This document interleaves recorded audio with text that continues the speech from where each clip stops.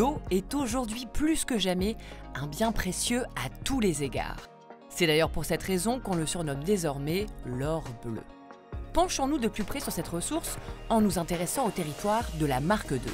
Le territoire le plus peuplé de la région, au développement économique important et où la demande en eau est considérable. D'où provient l'eau que je consomme ?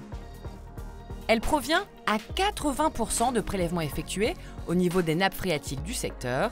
Les 20% restants, eux, sont importés d'Air sur la Lys. Un territoire gourmand en consommation d'eau, puisque l'on comptabilise au total 80 millions de mètres cubes prélevés chaque année. Et si l'eau est gratuite, pourquoi dois-je payer une facture ? Oui, elle est gratuite, mais avant d'arriver jusqu'à notre robinet pour être consommée, plusieurs étapes sont indispensables. Il faut entre autres l'acheminer, la traiter et l'assainir. Et ce sont ces différents services qui représentent un coût.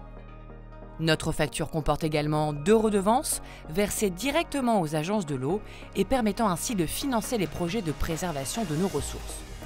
Justement, dans quel état sont-elles ? Sur le territoire, les principaux cours d'eau sont canalisés, à l'exception de la Marque Rivière et de la Souchet. On note cependant sur l'ensemble de ces cours d'eau une dégradation issue du fort passé industriel, agricole et d'urbanisation du territoire. Comment notre territoire est-il protégé ? Il est protégé grâce au SDAGE, le schéma directeur d'aménagement et de gestion des eaux.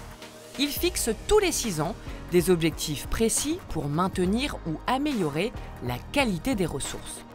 Pour 2022-2027, sur le territoire de la Marque 2, il a par exemple pour ambition de gérer et de traiter les eaux pluviales sur le secteur de Wattrelos, ainsi que d'élaborer un plan d'action avec les agriculteurs pour protéger le pompage des Merins et de Salomé.